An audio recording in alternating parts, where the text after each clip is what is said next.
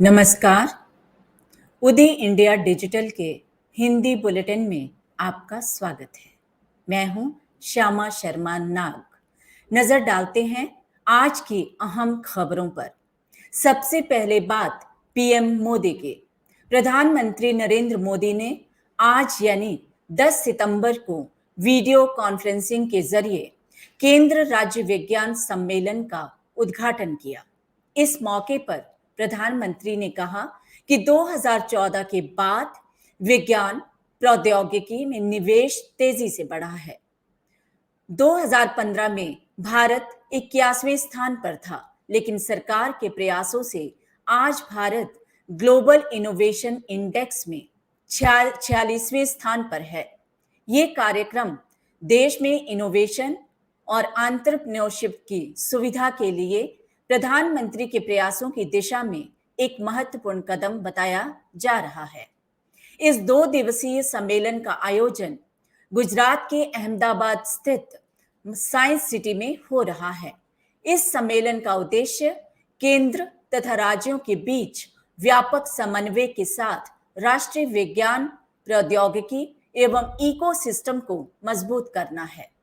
मोदी ने कहा है, जब हम अपने वैज्ञानिकों की उपलब्धि का जश्न मनाते हैं तो विज्ञान हमारे समाज और संस्कृति का हिस्सा बन जाता है। मैं सभी से हमारे वैज्ञानिकों की उपलब्धियों का जश्न मनाने का आग्रह करता हूं। आज का नया भारत जय जवान, जय किसान, जय विज्ञान के साथ ही अनुसंधान का आह्वान करते हुए आगे बढ़ रहा है। अगली खबर केंद्र और राज्य सरकारों के बीच बिगड़ते संबंधों से जुड़ी। केंद्र राज्य विज्ञान सम्मेलन में बिहार और झारखंड सरकारों की गैर मौजूदगी पर सवाल उठ रहे हैं। इस सम्मेलन में इन 2 राज्यों को छोड़ बाकी सभी सरकारों ने हिस्सा लिया है। इस सम्मेलन में केंद्र और राज्य सरकारें, शीर्ष उद्योगपति, युवा वैज्ञानिक और नवाचारी हिस्सा ले रहे हैं। ऐसे में सवाल उठ रहे हैं कि क्या विज्ञान और नवाचार बिहार और झारखंड सरकारों की प्राथमिकता में नहीं है। इस सम्मेलन का उद्देश्य सहकारी संघवाद के जरिए केंद्र और राज्य के बीच समन्वय तथा सहयोग तंत्र को मजबूत बनाना और पूरे देश में विज्ञान, प्रौद्योगिकी और नवाचार एसटीआई के लिए एक सशक्त परिस्थितिकी तंत्र का निर्माण करना है। लेकिन बिहार और झारखंड की सरकारें इससे दूरी बनाए हुए हैं। अगली खबर आरएसएस से जुड़ी। संघ प्रमुख मोहन भागवत इन दिनों छत्तीसगढ़ दौरे पर हैं। आज राष्ट्रीय स्वयंसेवक संघ की अखिल भारतीय समन्वय बैठक जैनम मानस भवन रायपुर में हुई। बैठक का शुभारंभ सर संचालक डॉक्टर मोहन भागवत और सर कार्यवाह दत्तात्रेय होसबाले ने किया। इस दौरान भारत माता की तस्वीर पर दोनों ने पुष्पार्चन किया। यहाँ पर वर्तमान राष्ट्रीय व सामाजिक परिदृश्य, शिक्षा, सेवा, आर्थिक व राष्ट्रीय सुरक्षा से जुड़े मुद्दों पर चर्चा हुई। जानकारी के मुताबिक इस समन्वय बैठक में आरएसएस से जुड़े 36 संगठनों के प्रतिनिधि सामाजिक और राष्ट्रीय सुरक्षा से जुड़े मुद्दों सहित वैचारिक क्षेत्र, आर्थिक जगत, सेवा कार्यों को लेकर चर्चा की गई। इस बैठक में बीजेपी के राष्ट्रीय अध्यक्ष जेपी नड्डा भी शामिल रहे। अगली खबर अखिलेश यादव पर मायावती के हमले की। समाजवादी पार्टी के नेता अखिलेश यादव और भारतीय जनता पार्टी के केशव प्रसाद मौर्य के बीच छिड़ी जुबानी जंग के बीच में अब बहुजन समाज पार्टी की मुखिया मायावती भी कूद गई हैं। बसपा सुप्रीमो ने एक के बाद एक 3 ट्वीट करके समाजवादी पार्टी को निशाने पर लिया है। मायावती ने सिलसिलेवार ट्वीट के जरिए सपा पर गंभीर आरोप लगाए हैं। पूर्व सीएम ने कहा है कि सपा मुखिया जन विरोधी कमियों को छुपाने के लिए दूसरों के खिलाफ अक्सर अनर्गल व बचकानी बयानबाजी कर रहे हैं। मायावती ने शनिवार को किए गए एक के बाद एक ट्वीट में कहा कि सपा यूपी में अपना जनाधार गंवाती जा रही है, जिसके लिए उसका अपना कृत्य ही मुख्य कारण है।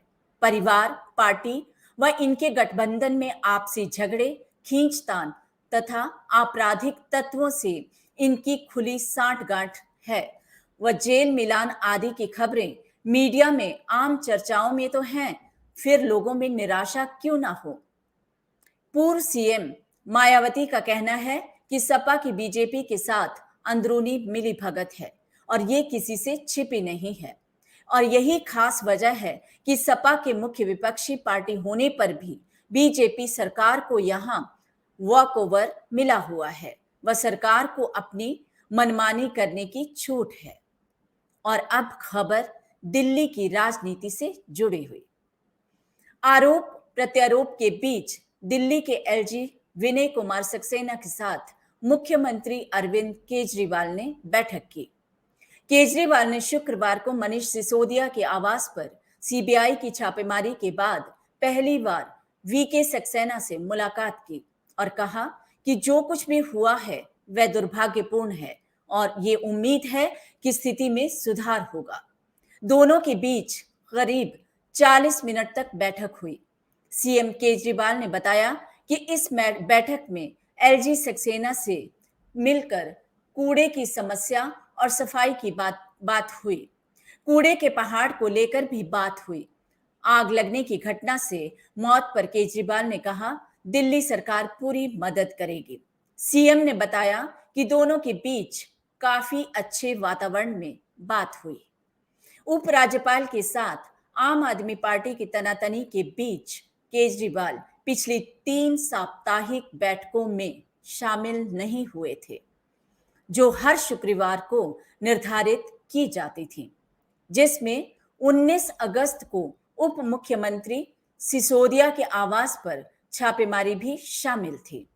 ये छापेमारी दिल्ली आबकारी नीति 2021-22 में कथित अनियमितताओं के सिलसिले में की गई थी।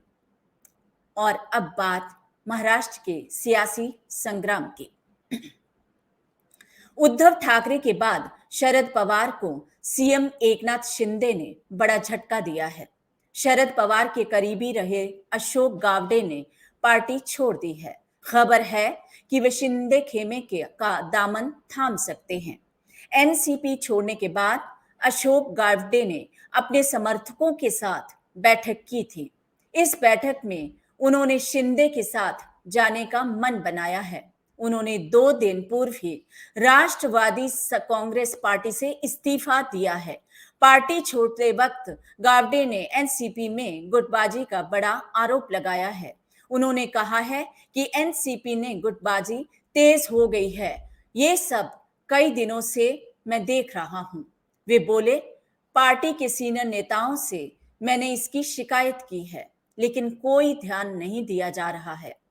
इस्तीफा देते समय उन्होंने कहा, मैं गुटबाजी से तंग आ गया हूं। गावडे ने कहा कि मैंने सार्वजनिक रूप से एनसीपी सांसद सुप्रिया सुले के सामने टिप्पणी की थी, इसलिए मुझे साइडलाइन किया गया है। बावजूद इसके सीनियर नेताओं से मैंने बात की, लेकिन कुछ नहीं हुआ, जिससे मैं इस्तीफा दे रहा हूं। गावडे के जाना एनसीपी के लिए नवी मुंबई में बड़ा झटका हो सकता है। अगली खबर कांग्रेस पार्टी में गुटबाजी से जुड़ी। उत्तराखंड के पूर्व मुख्यमंत्री हरीश रावत इस वक्त प्रदेश कांग्रेस में अलग थलग से पड़ गए हैं। रावत की सोशल मीडिया में जारी एक पोस्ट तो कम से कम यही इशारा कर रही है। इससे पहले पूर्व स्पीकर गोविंद सिंह कुंजवाल की परोकारी में भी रावत अकेले ही पड़ चुके हैं। हरिद्वार में जिला पंचायत चुनाव चल रहे हैं। जिला पंचायत की अधिकांश सीटों पर कांग्रेस अपने प्रत्याशी घोषित कर चुकी है।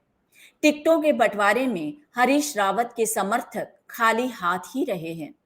वे सभी हरीश रावत से इसकी शिकायत कर रहे हैं, लेकिन वे कुछ करने की स्थिति में नहीं हैं और वे सभी समर्थकों से माफी मांग रहे हैं। हरीश रावत ने अपनी फेसबुक पोस्ट में अपने दिल के दर्द को सार्वजनिक भी किया है। उन्होंने लिखा है, हरिद्वार से मेरे कई वरिष्ठ साथियों, लंबे समय के सहयोगियों और बहुत सक्रिय कार्यकर्ता साथियों के टेलीफोन आ रहे हैं। वे बहुत उद्वेलित हैं, दुखी भी हैं, मुझ पर अपना गुस्सा भी प्रकट कर रहे हैं। स्वाभाविक है, मुझसे अपनी भावनाएं नहीं कहेंगे तो किससे कहेंगे? मैं उनका पुराना साथी हूं, मगर मैं इतना ही सब साथियों से निवेदन करना चाहूंगा कि जिला पंचायत के टिकट का वितरण मेरे कार्यक्षेत्र में नहीं है और मुझे एक औपचारिक बैठक में बुलाने के अलावा उम्मीदवारों को लेकर मुझसे कोई चर्चा नहीं हुई है। प्रदेश कांग्रेस ने अपने अधिकार क्षेत्र में निर्णय लिया है। मैं केवल आपकी भावनाओं के साथ अपने आप को संबद्ध कर सकता हूं। क्षमा करें। अगली खबर भारत चीन सीमा विवाद से जुड़ी। भारतीय सेना ने सीमा पर चीन की किसी भी हरकत का मुंह तोड़ जवाब देने के लिए जोरदार तैयारी की है। वास्तविक नियंत्रण रेखा पर सेना की लड़ाकू क्षमता को बढ़ाने के लिए इजरायली नेगेव LMG, अमेरिकी M777 हल्की तोपें और UAV को तैनात किया गया है। इसके साथ ही अग्रिम ठिकानों पर बड़ी संख्या में हेलीपैड भी बनाए गए हैं। विशेष रूप से चिनूक हेलीकॉप्टरों के लिए ये हेलीपैड बनाए गए हैं, जो सीमा पर कम समय की सूचना पर भारी सैन्य उपकरणों को एयरलिफ्ट कर सकते हैं। सेना के वरिष्ठ अधिकारियों ने कहा है कि सेना ने पूर्वी अरुणाचल प्रदेश में वास्तविक नियंत्रण रेखा LAC पर अपनी क्षमताओं को काफी बढ़ाया है।